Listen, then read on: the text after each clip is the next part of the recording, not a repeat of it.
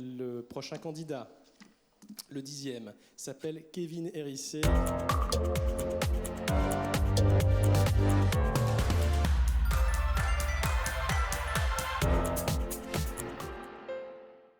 Multiplication mixte, signal de vecteurs par des matrices dans la mémoire, ultra faible de consommation pour le machine learning embarqué. Kevin, tout à fait. Quand tu es prêt, on t'écoute pour 3 minutes. Et oui, mesdames et messieurs, bienvenue au combat du siècle. Le processeur numérique, grand vainqueur de la dernière décennie, va-t-il se faire détrôner par le petit nouveau, le processeur analogique? Nous le saurons très vite. À ma gauche, le processeur numérique entre, accompagné de son coach von Neumann. Il est rapide, fiable et puissant, il fait les calculs en binaire avec des 0 et des 1.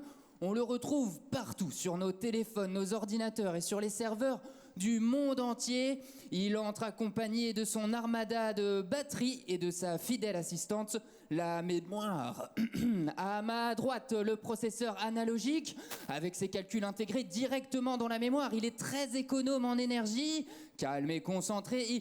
Mais attendez, il entre sur le ring seulement accompagné d'une petite pile bouton. On se demande comment il pourra tenir toute la durée du combat.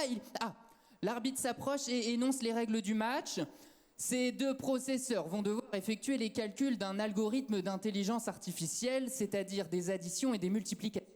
Ils ont 5 microsecondes pour faire le calcul. Le vainqueur sera celui qui a consommé le moins d'énergie. Que le match commence. Le processeur numérique cadencé à 2,4 GHz s'élance à une vitesse folle. Il commence par aller chercher les données dans la mémoire pour faire les calculs. Il va très vite. Mais ses nombreux trajets vers la mémoire lui font consommer énormément d'énergie. Il vient de finir le calcul en quelques nanosecondes, c'est inouï. De l'autre côté, le processeur analogique, avec ses calculs intégrés directement dans la mémoire, accède aux données instantanément et commence le calcul. Il est un peu moins rapide, mais sa jauge d'énergie consommée ne bouge pas. Comment fait-il pour consommer si peu d'énergie ?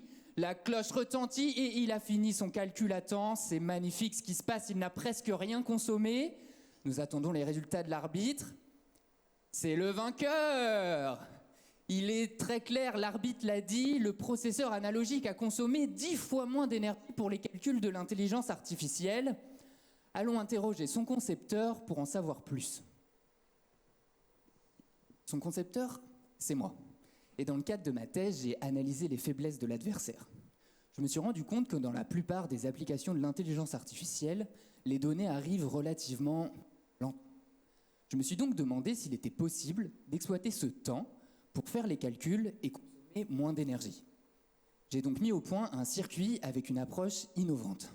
Fini le numérique, j'utilise une méthode analogique. Concrètement, les calculs sont représentés par un courant qui charge une capacité.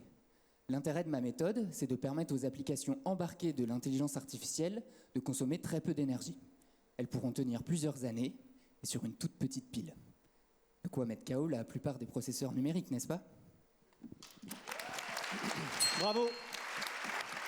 Bravo Kevin. Merci Mathieu. Petit bug technique qui... oui, j'ai entendu un petit peu. Non mais on t'a très bien entendu, mais tu ne t'es pas laissé perturber et coup de chapeau. Après la thèse, toi tu as un projet particulier quand même.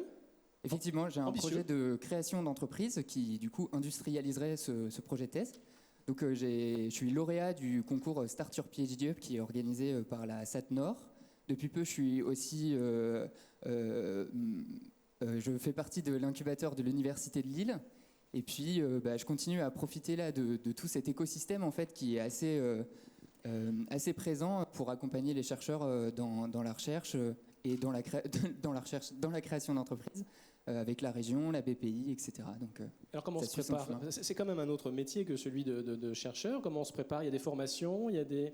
Oui, alors il y a notamment des formations avec l'école doctorale, etc., sur la création d'entreprises, et puis avec l'incubateur, et aussi, par exemple, avec les gens qui m'accompagnent à la SAT Nord, pour tout ce qui est dépôt de brevets, etc.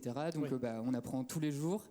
Parfois, c'est un peu dense. C'est un autre univers. C'est un autre univers, et puis, du coup, là, le devoir vulgariser, c'est vraiment super important, parce que... Pourquoi ?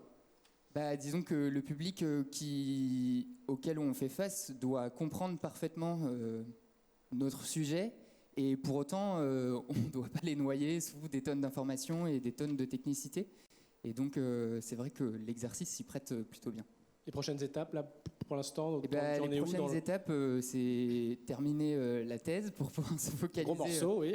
Et puis, juste avant-hier, j'ai envoyé ma participation au concours iPhD organisé par la BPI. Et puis après, potentiellement, un accompagnement par la SAT-Nord. Je regarde Monsieur Lefebvre.